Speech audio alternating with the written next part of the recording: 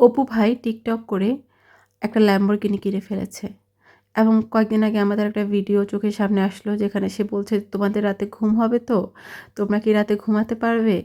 এবং আমি ভিডিওটা দেখেছি সকালবেলা। আমরা কিন্তু তখন বাংলাদেশে অলমোস্ট সবাই রাতে ঘুমাচ্ছিলাম এবং ট্রাস্ট মি, আমার কেন জানি না এটা দেখে ঘুম কোনোভাবে হারাম হয় নাই। ঘুম আমার আসছিল এবং এই বিষয়টা নিয়ে কথা বলার কোনো ইচ্ছা বা রুচি কোনোটাই আমার ছিল না। কিন্তু যেহেতু আমি একটা শিক্ষা খাত নিয়ে কাজ করছি, শিক্ষকতায় পেশায় আছি, সুতরাং এই শিক্ষাটাকে যারা হচ্ছে বারবার ছোট করে দেখছে যে পড়াশোনা করে আমাদের কি লাভ হলো, আমরা তো সেই একটা খারাপ জীবনযাপন করছি, বা অপু ভাইয়ের মতো টিকটক করে ফেললেই তো পারতাম, আজকে থেকেই পড়াশোনা বন্ধ করে টিকটক শুরু করি। সুতরাং এই শিক্ষার অবমাননা বারবার আসার কারণে আমি চিন্তা করলাম যে এটা আমার নৈতিক দায়িত্ব ছোটবেলায় আমরা খুব যে আমি একটা এটা ভুল নিয়ে প্রবাদ কিছু শিখেছি হলেও কথা বলব। যে লেখাপড়া করে যে গাড়ি ঘোড়া চড়ে সে। আমার মনে হয় না যে লেখাপড়ার সাথে টাকা পয়সা বা গাড়ি ঘোড়ার কোনো সম্পর্ক থাকা উচিত।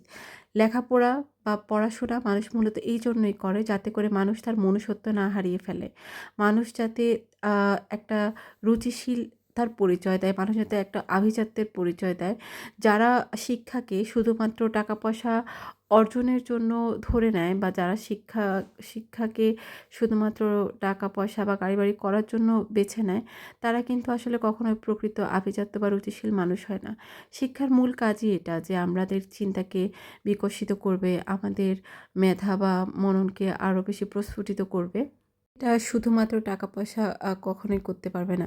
আচ্ছা, আজকে যদি আমি আপনাদেরকে প্রশ্ন করি যে অপু ভাই যে স্টাইলে হচ্ছে লাইফ লিড করে বা যেভাবে ক্যামেরার সামনে নিজেকে প্রেজেন্ট করে, আপনাকে যদি এখন আমি হুট করে করতে বলি, আপনি কি পারবেন সেটা?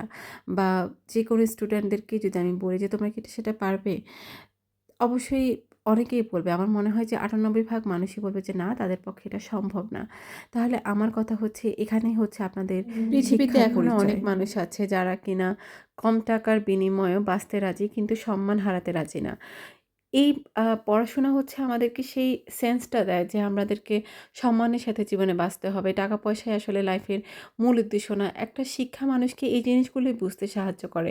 তাছাড়া আরও একটা কথা যদি বলি যে আমরা সবাই যদি আ ল্যাম্বরগিনি কেনার জন্য বা একটা বাড়ি খুব ইজি মানি পাওয়ার জন্য টিকটক করা শুরু করি বা YouTube আ কনটেন্ট বানানো শুরু করি, তাহলে আমার কথা হচ্ছে আমরা যদি অসুস্থ হই তাহলে আমরা কার কাছে যাব? তাহলে তো পৃথিবীতে কোনো ডাক্তার থাকবে না। সব টিকটকার হয়ে যাবে।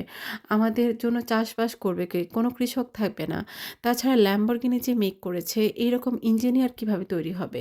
যদি আমরা সবাই মিলে হচ্ছে ল্যাম্বরগিনি কেনার নেশায় টিকটক নিয়ে মেতে উঠি। এখানেই হচ্ছে শিক্ষার সবচেয়ে বেশি গুরুত্ব।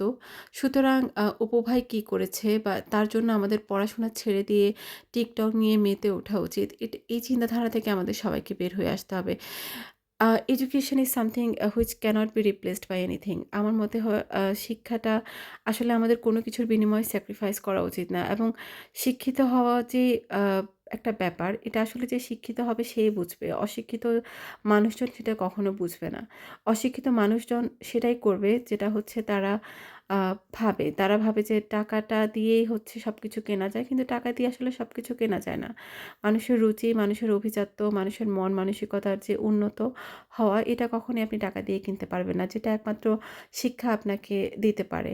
তো আজকে আমার স্কুলের অ্যানুয়াল স্পোর্টসের একদম ফাইনাল যে আ রাউন্ড সেটা চলছিল। বাচ্চারা বিভিন্ন খেলায় অংশগ্রহণ করছে এবং আমি আপনাদেরকে কথা বলতে, বলতে আসলে সবকিছুই দেখিয়ে ফেলেছি। আপনারা দেখেছেন হয়তো। আমি জানি না আপনারা এনজয় করেছেন কিনা?